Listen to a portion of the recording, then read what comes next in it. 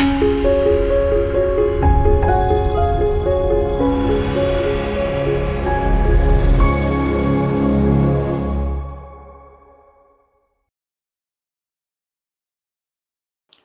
మాత్రం. నేను మీ journalist Navatha. Welcome to R voice. పశ్చిమ బెంగాల్లో మమతా బెనర్జీ కేల్కతం దుకాన్ బంద్ అయింది. ఇప్పుడు మమతా బెనర్జీయే కాదు, టీఎంసీ అనేదే ఉనికి లేకుండా వెళ్ళిపోతుందట.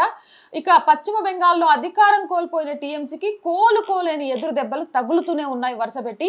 ఇప్పటికే చాలా మంది కింది స్థాయి నేతలు పార్టీని వీడి రాజీనామాలు చేసి బయటకు వెళ్లారు. ఇప్పుడు ఏకంగా ఎమ్మెల్యేలు, ఎంపీలు కూడా టీఎంసీని వదిలిపెట్టేందుకు సిద్ధమవుతున్నారట. బెంగాల్కి చెందిన బీజేపీ ఎంపీ సౌమిత్రా ఖాన్ దీన్ని వెల్లడించారు. టీఎంసీకి చెందిన 50 మంది ఎమ్మెల్యేలు, 20 మంది ఎంపీలు పార్టీని వీడి బీజేపీలో చేరేందుకు సిద్ధంగా ఉన్నారని ఆయన సంచలన ప్రకటన చేశారు. వీరంతా టీఎంసీ పార్టీపై అసంతృప్తిలో ఉన్నారని, ఆ విషయాన్ని బీజేపీ నేతలకు చెప్పారని మూడోసారి ఎంపీగా ఎన్నికైన సౌమిత్ర తెలిపారు. బీజేపీలో చేరేందుకు పార్టీ పెద్దల ఆమోదం కోసం ఎదురు చూస్తున్నట్లు ఆయన వెల్లడించారు.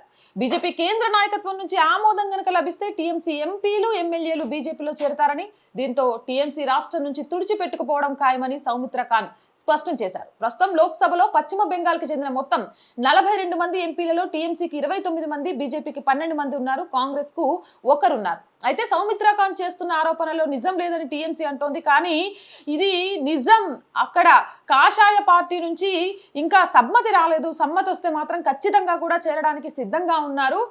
అధిష్టానం, కాషాయ పార్టీకి సంబంధించిన అధిష్టానం దీని గురించి ఆలోచిస్తోంది కాబట్టి ఇంకా ఎలాంటి నిర్ణయం తీసుకోలేదు అని చెప్తున్నారు. ఒక పక్క నుంచి టీఎంసీ నేతలపై అవినీతుల కేసులు పెడుతూ ఎక్కడికక్కడికి వాళ్ళు చేసిన దాష్టికాలను సువేందు అధికారి ప్రశ్నిస్తూనే ఉన్నాడు.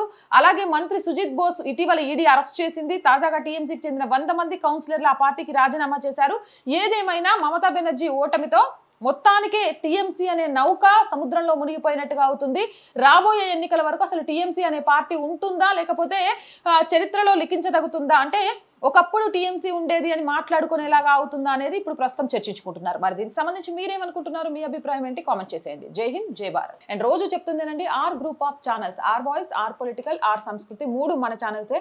So please subscribe our channels. Content బాగుంది అనిపిస్తే లైక్ చేయండి, షేర్ చేయండి. మీ అభిప్రాయం ఏదైనా కామెంట్ చేయండి. అండ్ ఆర్థికంగా ఆర్ వాయిస్కి చేయూతనందించండి. మీరు చేస్తున్న ఆర్థిక సహాయం వల్ల మాత్రమే ఈ ఛానల్ నడుస్తుంది.